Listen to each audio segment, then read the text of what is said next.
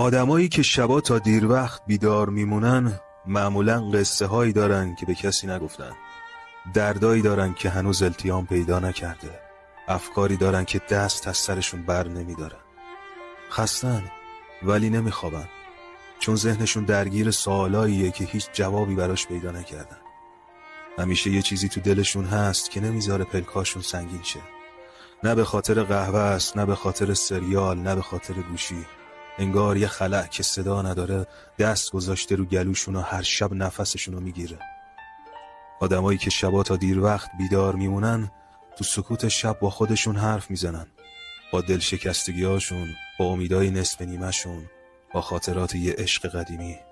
اینا همونایین که بیشتر از این که زندگی کنن دووم آوردن. اگه دیدی یکی شب چشماش به سقفه، مطمئن باش یه دردی داره که صدا نداره، ولی خدا ازش خبر داره.